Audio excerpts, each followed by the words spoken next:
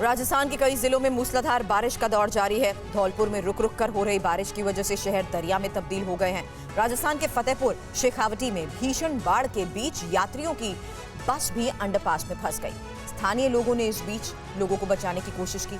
साथ ही मौसम विभाग ने कल से 21 जुलाई तक देश के कई राज्यों के लिए बारिश का अलर्ट भी जारी किया है। देश में बाढ़, बारिश और प्राकृतिक आपदा से जुड़ी खबरों का अपडेट सैलाब काल टॉप 9 में।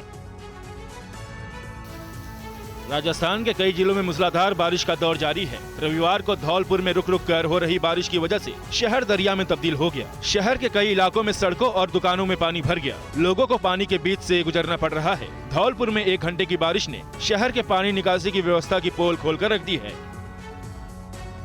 राजस्थान के फतेहपुर शेखावटी में भीषण बाढ़ के बीच यात्रियों से भरी बस अंडरपास में फंस गई, जिसके बाद बस में सवार लोगों ने चीखना चिल्लाना शुरू कर दिया। स्थानीय लोगों की मदद से करीब 1.5 घंटे चले रेस्क्यू ऑपरेशन के बाद सभी यात्रियों को सुरक्षित निकाला गया और बस को क्रेन के जरिए अंडरपास में फंसे पानी से बाहर निकाला गया। बस बीकानेर से खेतड़ी जा रही थी। इस दौरान नगर पालिका के खिलाफ लोगों में भारी गुस्सा देखा गया।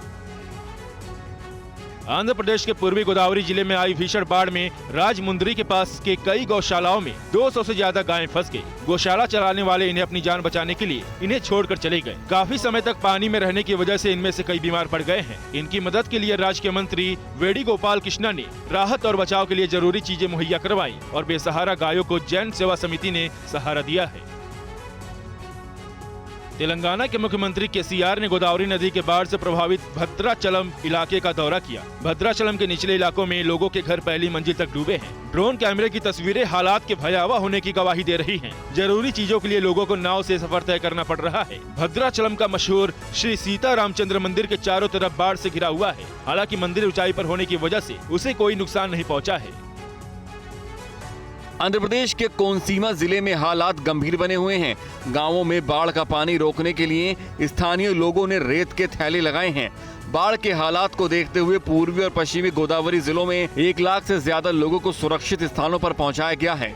निचले इलाकों में बाढ़ को रोकने के लिए 3 फीट ऊंचाई बढ़ाई जा रही है। जम्मू कश्मीर की बेतार नदी में आई भारी बाढ़ के बीच सेना की पूंछ ब्रिगेड आर्मी दुर्गा बटालियन ने लोगों को बचाया। ब्रिगेड आर्मी की दुर्गा बटालियन ने बेतार नदी में फंसे 2 लोगों का रेस्क्यू किया और इलाज के लिए सेना की एम्बुलेंस के जरिए अस्पताल पहुंचाया गया। जवानों ने डूबते लोगों को बचाने के लिए अपनी सुरक्षा के लिए मिले साजो सामान को नदी में फेंककर लोगों की जान बचाई।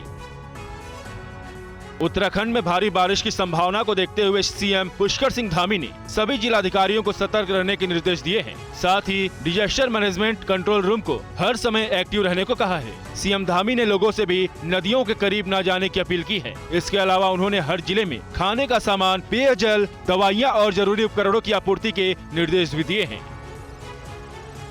मौसम विभाग ने कल से 21 जुलाई तक देश के कई राज्यों के लिए बारिश का अलर्ट जारी किया है। उत्तराखंड में मौसम विभाग ने कल से 21 जुलाई तक रेड अलर्ट जारी किया है। जम्मू कश्मीर और हिमाचल प्रदेश में भी मौसम विभाग ने अगले 3 दिन तक हल्की से मध्यम बारिश की आशंका जताई है। अरुणाचल प्रदेश, असम सहित पूर्वोत्तर भारत में अगले 5 दिन तक भारी बारिश के आसार है। वहीं कर्नाटक, कोस्टल साउथ और नॉर्थ में भी अगले 3 दिन भारी बारिश की संभावना जताई गई है।